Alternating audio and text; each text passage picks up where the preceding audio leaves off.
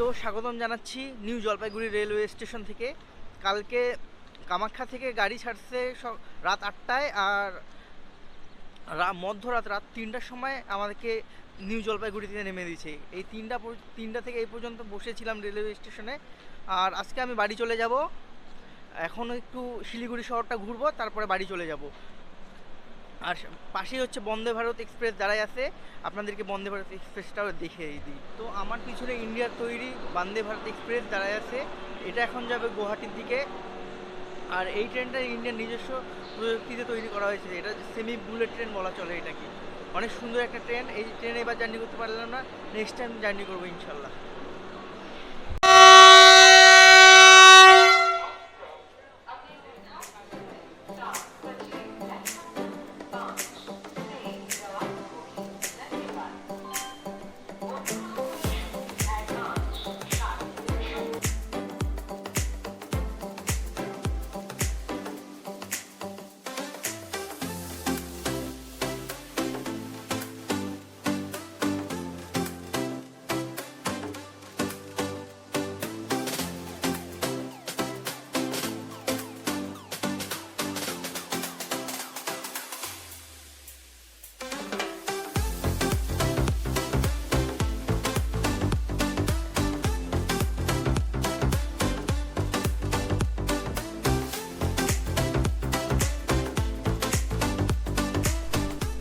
New Jalpaiguri station থেকে শিলিগুড়ি শহরে যাব, আর শিলিগুড়ি শহরে কিছুক্ষণ থেকে বাড়ির পথে রওনা হব।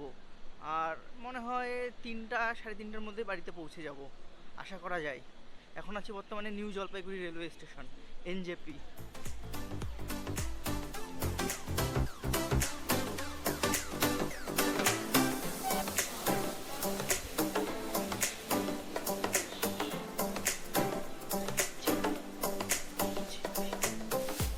এনজেপি রেলওয়ে স্টেশনটা অনেক বড়, বিশাল একটা বড় এরিয়া নিয়ে এনজেপি স্টেশন।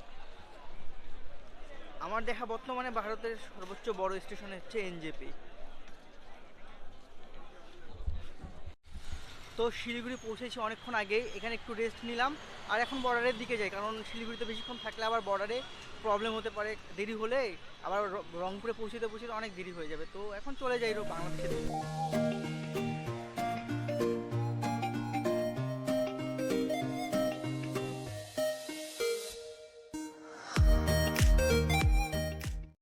শিলিগুড়ি শহর থেকে যদি আপনারা কেউ চ্যাংড়াবান্ধার উদ্দেশ্যে আসেন, তাহলে আপনাদেরকে বাইপাস মোড়ে নামাই দিবে।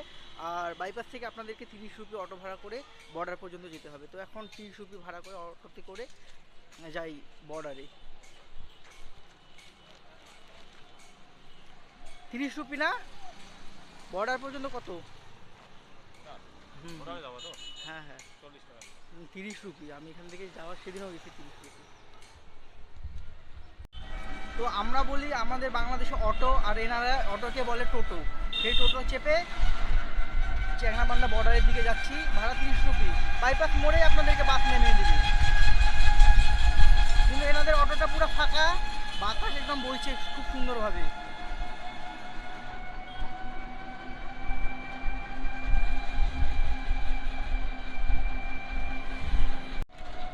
এখন কি বাংলাদেশের লোকজন খুব কম আসছে?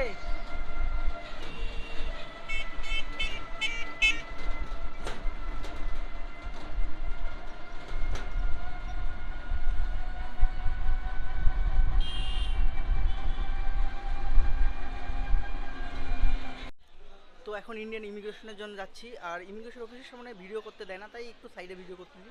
আর ইমিগ্রেশন শেষে আপনাদের সাথে ওই পারে দেখা হচ্ছে।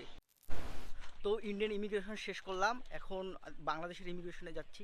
আর আমার পিছনে যেই ট্র্যাকগুলো দেখছেন, এগুলো সব বাংলাদেশে যাওয়ার জন্য রেডি হয়েছে। আর এখন আমি নোম্যান্স ল্যান্ড দিয়ে উপর দিয়ে যাচ্ছি। আর একটু সামনে ইমিগ্রেশন অফিস, প্রথমে বিজিপির চেকপোস্টে নাম এন্ট্রি করতে হবে, তারপর ইমিগ্রেশন অফিসে যেতে হবে।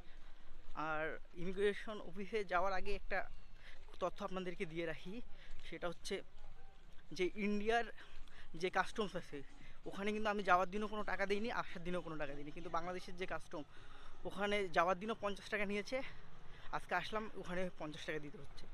তারা কিন্তু চেকই করলো না কোনো কিছু, আমি কি আনলাম না আনলাম কোনো কিছু চেক করে নেই। কিন্তু তাদের একটা দাবি কি যে তাদেরকে টাকা দিতে হবে, এটাই এখন বাস্তবতা হয়ে দাঁড়িয়েছে।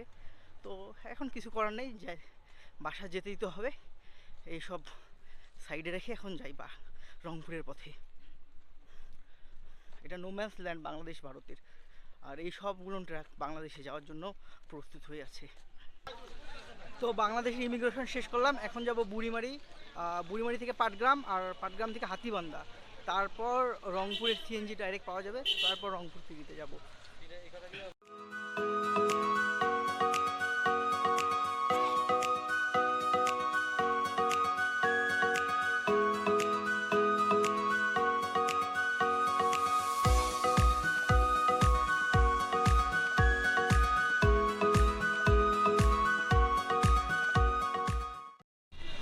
তো ফাইনালি সারাদিন ট্রাভেল করার পর আমি রংপুর সিটিতে পৌঁছাইলাম, আর এখান থেকে এখন আমি বাসা চলে যাব। আর আপনাদের সাথে নেক্সট ভিডিওতে দেখা হবে যদি কখনো কোথাও যাই। তো বাই বাই।